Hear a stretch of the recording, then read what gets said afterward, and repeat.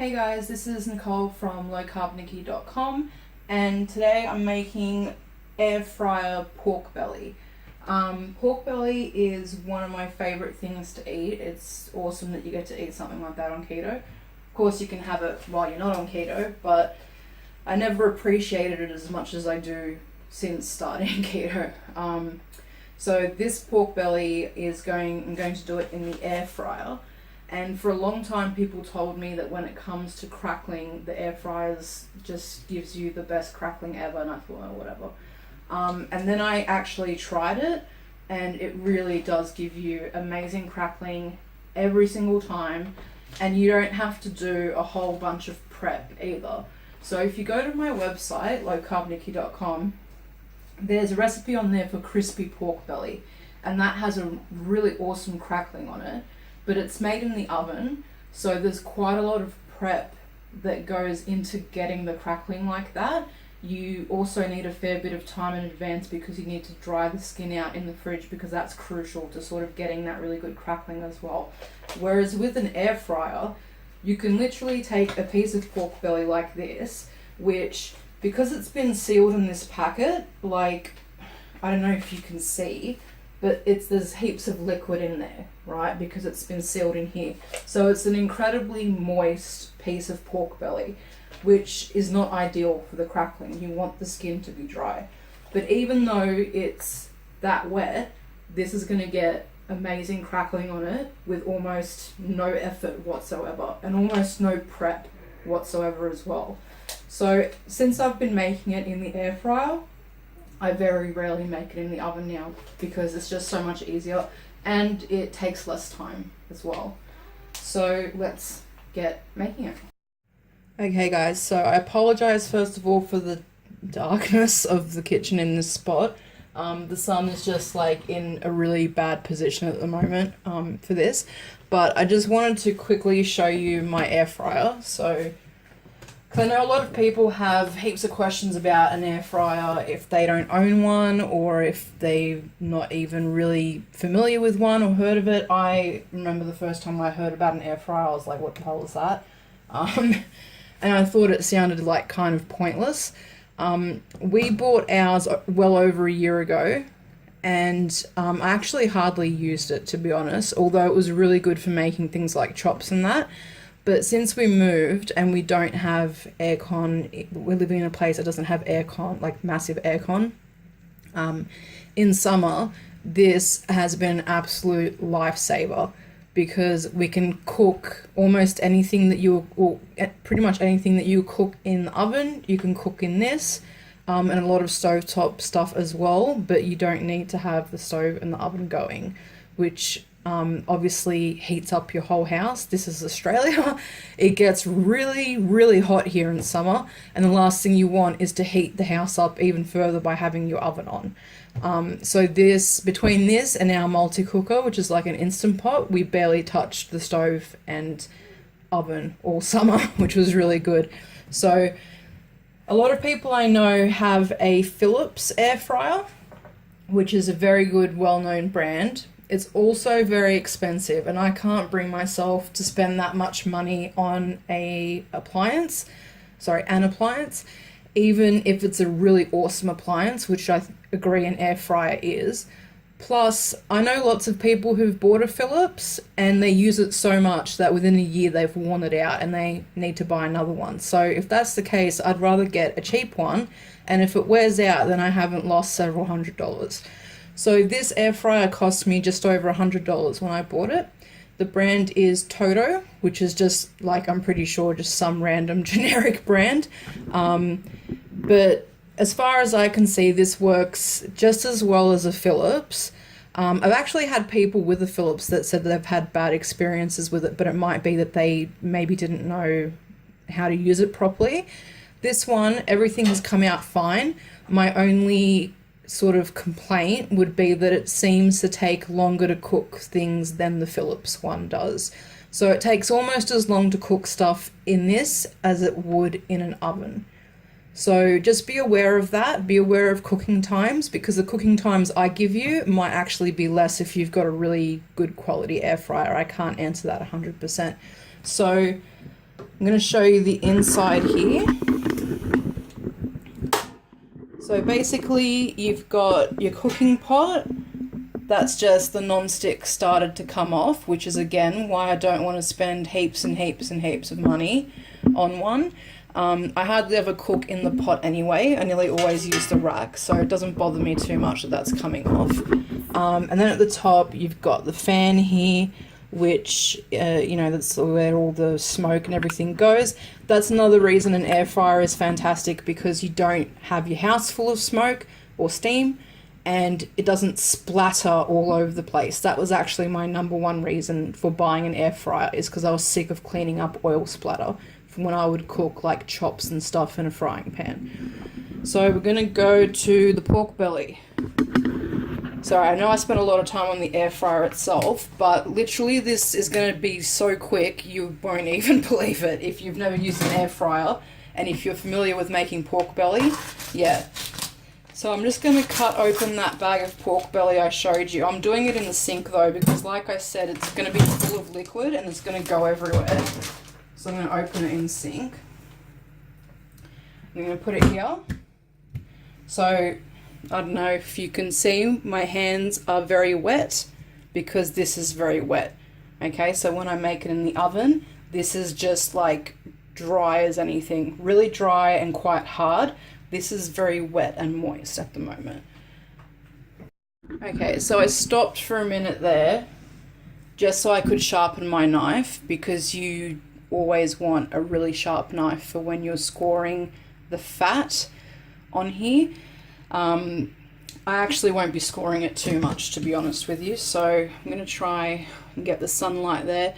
You can see that this is already has score marks in it, but what's really annoying is, see, they don't do it all the way through. They do it like in the middle, but not all the way through. Or see, this has got the edge here, but then they haven't done that part. So I tend to score it again, and I tend to score it in the places that I know I'm going to slice it.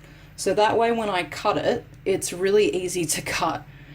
For this pork belly, I'm actually going to use this for my pork belly burgers recipe. So I'm going to score it in quarters like that, because that's what I'll cut it in when I finish cooking it, will be in those 4-quarter pieces.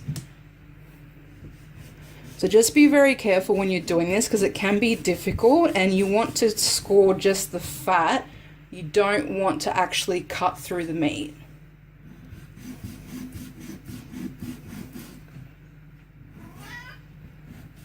That's my cat. You can smell the food. So you can see how difficult it is for me to cut this skin. That's because it's so moist. If it was more dry, if it was dried out more, it would be a lot easier to cut it. So that's another reason why the air fryer is good, because you don't need to stuff it. Well, I mean, if you do it in the oven, it's easier to score the skin, but if you do it in the air fryer, you don't need to spend too much time stuffing around with scoring the skin anyway. So hopefully you can see those quarter marks there. And we're going to go to the air fryer now. Okay, and what I'm going to do with the air fryer is I'm literally just going to pop that in, spread it out, make sure it's not like bunched up. Then I'm going to take my oil sprayer. I don't like buying it in the can. I fill this up, it's reusable, and spray it really well on the skin and really generously with, this is olive oil. That's what I like to use. And then I'm going to take my salt shaker, and I'm going to, what you want to do is you want to cover it with a thick and even layer of salt all over the skin.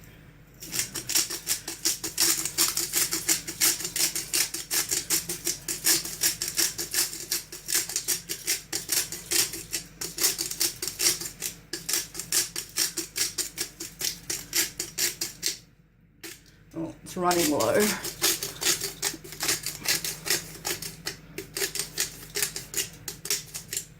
Make sure to get the oil and the salt in those score marks as well. And that's literally all you have to do. The salt is really important because that's going to help the skin to dry out.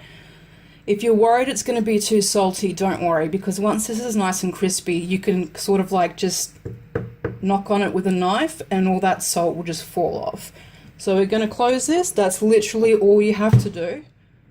And I'm going to set the temperature for 180, which is what I cook my pork belly at in the oven. But I usually do, oh, it started already.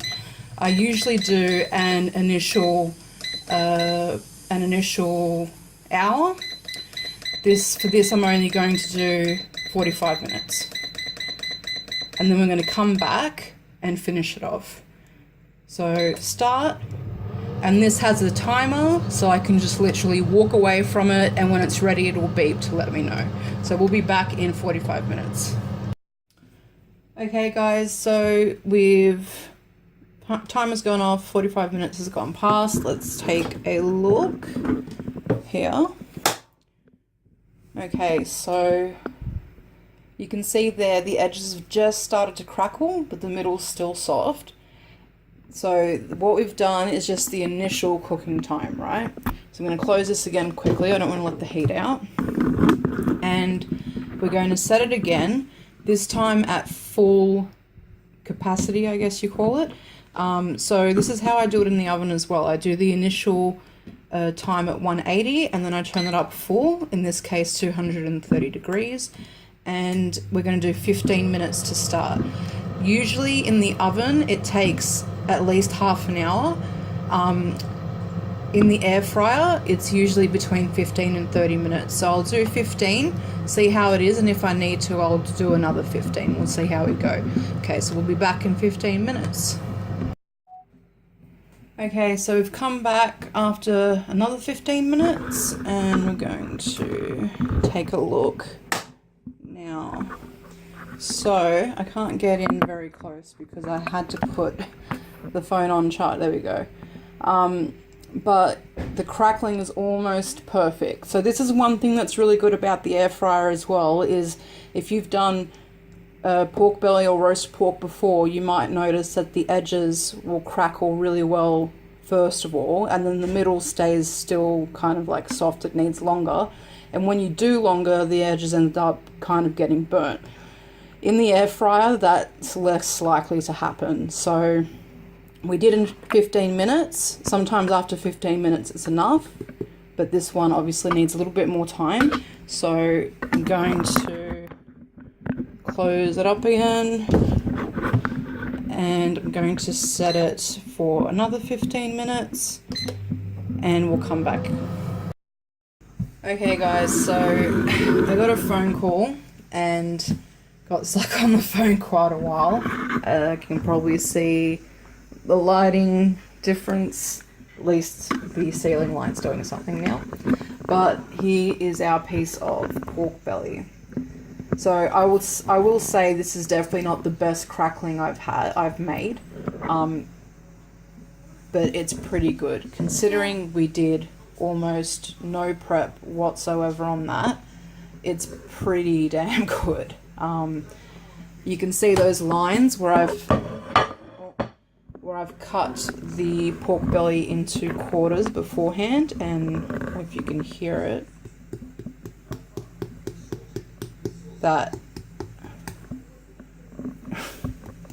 that's like good crackling. And like I said, that salt will just knock right off. So you can take that out and cut it up. Like I said, when you score it, it's better to cut it into to score it in where you're going to cut it into pieces. So normally I would score it like in sort of lines like that and then cut it into those slices. But because I'm using this for my pork belly burger recipe, that's why I'm doing quarters. So that is the air fryer pork belly, guys. I hope you enjoy.